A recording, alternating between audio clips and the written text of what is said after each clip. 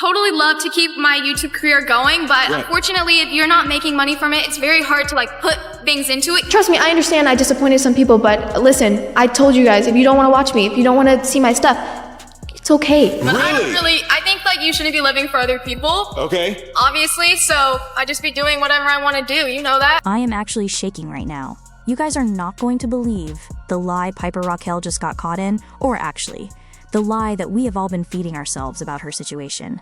Because I just went down a 3-hour rabbit hole, and my jaw is on the floor. I am looking at the receipts, I am looking at the timeline, and it is not giving empowered young woman making choices, it is giving late-stage capitalism horror movie, and I am terrified. Like, we all saw the headlines, we all saw the spicy link in the bio, but nobody is talking about the fact that YouTube literally forced her hand. They backed her into a corner and said, figure it out, and now we are watching a car crash in slow motion. It is actually dark-sided, besties. It's your girl Lydia, welcome back to the madness. Grab your matcha or your emotional support water bottle because this tea is scorching and it is going to burn your tongue. Okay, so let's get into the nitty-gritty because I know you guys are seeing the same TikToks I am. Piper Rockelle. We have watched her since she was like, what? 8 years old? We watched her with a pug, we watched the cringy prank patrol era, we watched the fake boyfriends, we watched the bathwater challenges where she was literally sitting in a tub of ramen noodles. Like, can we talk about that for a second? Why were we watching a child bathe in food? It was giving trauma even back then, but we just scrolled past it. But fast forward to now, she turns 18, legal adult, and everyone expects her to pivot, right? Maybe do lifestyle vlogs, maybe do makeup, maybe just be a normal influencer. But no, she pivots to the one place that usually marks the end of a family-friendly career, and everyone is screaming, why? But I am here to tell you, she didn't jump. She was pushed.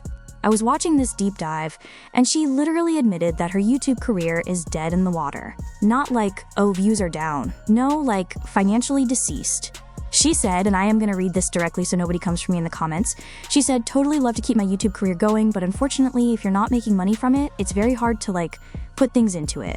Do you hear the defeat in her voice? That is the sound of someone realizing that the algorithm doesn't pay the rent. She even said, quote, I low-key thought that they would give me back my monetization once I was 18 and had my own businesses, but they declined it. Can we pause? Can we literally touch grass for a second and process that? YouTube demonetized her channel back in 2022. Why? Because of the allegations against her mother, Tiffany.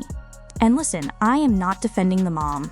If you know the lore, you know the vibes are rancid. So YouTube steps in and says, we are cutting off the money to protect the kid. Slay, right? Good job, YouTube. But wait, Piper turned 18. She is legally an adult now. She is her own person.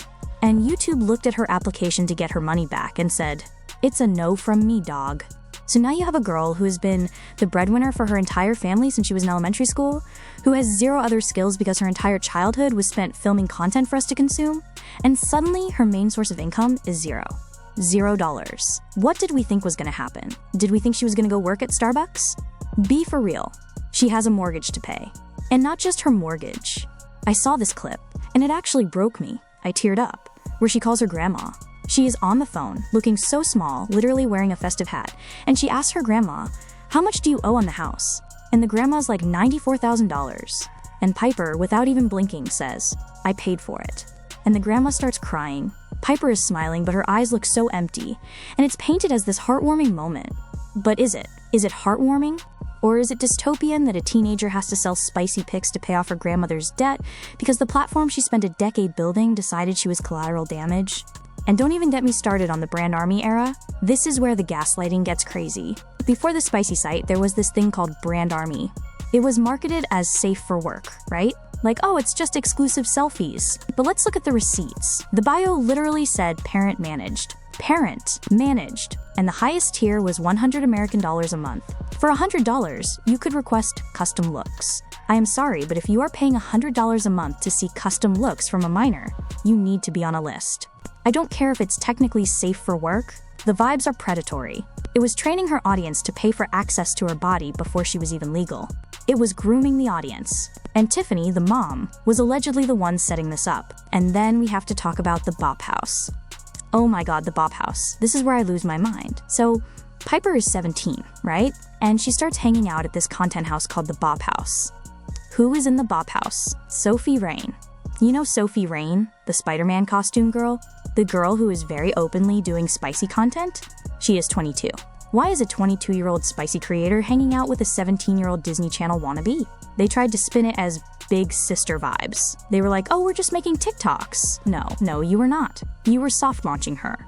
You were integrating her into that world so that when the clock struck midnight on her 18th birthday, the transition would feel seamless. And I'm not the only one who peeped this. Joy May, who was in the house, literally fled the scene.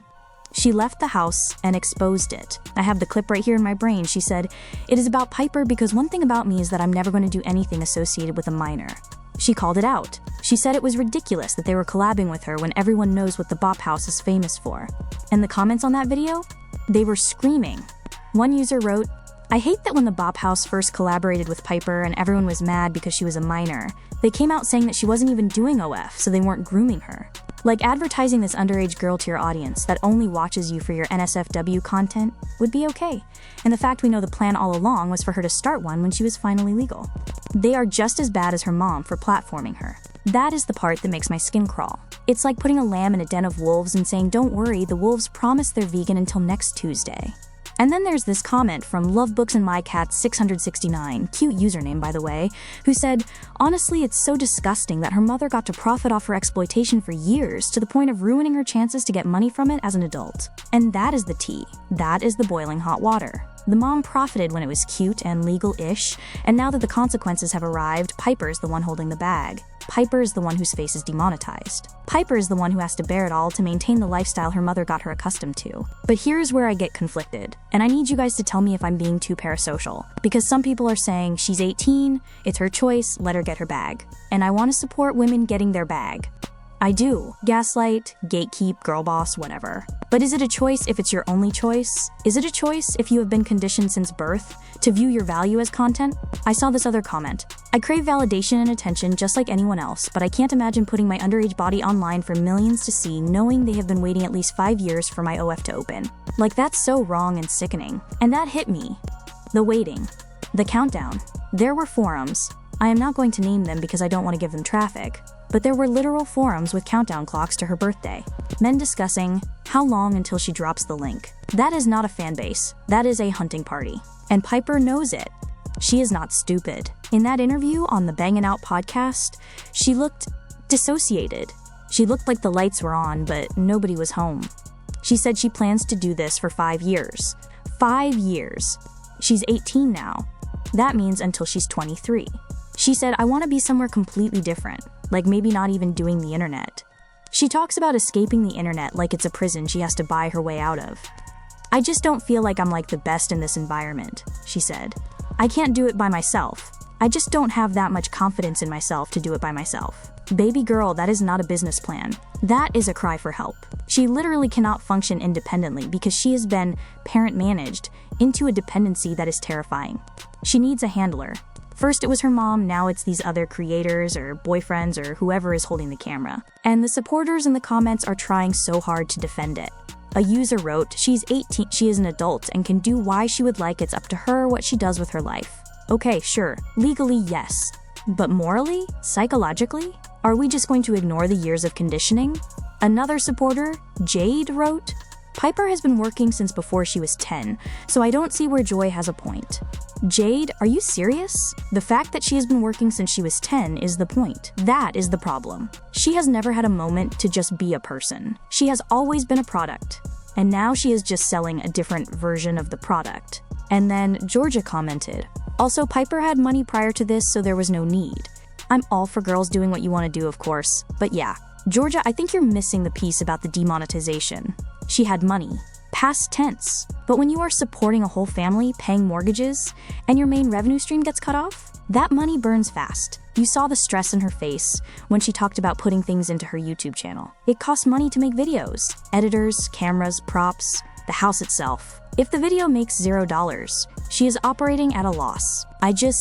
I feel like we are watching a tragedy and applauding it because the lighting is good. It's giving Britney in 2007, but with better filters. And the fact that she thinks she can just do this for 5 years and then dip? Sweetie, the internet is forever. The screenshots are forever. You can't scrub this. Once you open that door, you can't close it. And I am scared for her future self. I am scared for the 23-year-old Piper who wakes up and realizes she sold her young adulthood for a mortgage she shouldn't have been responsible for in the first place. It is honestly so messy. And I know people are gonna say, Lydia, you're judging her. I am not judging her. I am judging the system. I am judging the adults who failed her. I am judging YouTube for punishing the victim instead of helping her. Why couldn't they have put her monetization in a trust? Why couldn't they have appointed a financial guardian? Why was the only option starve or sell out? And the way she talks about her fans now? It's transactional. If you don't want to watch me, if you don't want to see my stuff, it's okay.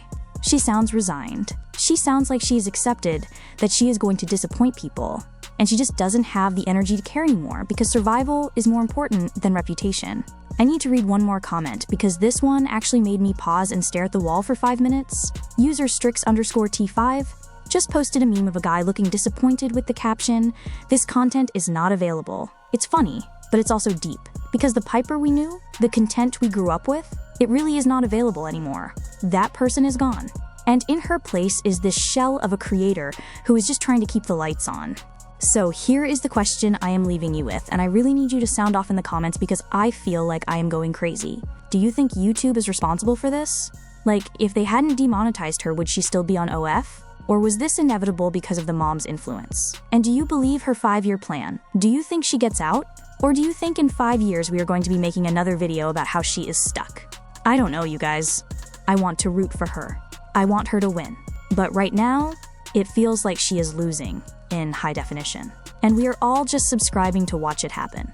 I need to go wash my face and pretend I didn't just witness the collapse of a childhood icon. Don't forget to like, subscribe, and hit that bell so you don't miss the next mental breakdown. I love you guys so much. Stay toxic, stay messy, and I will see you in the next one. Bye.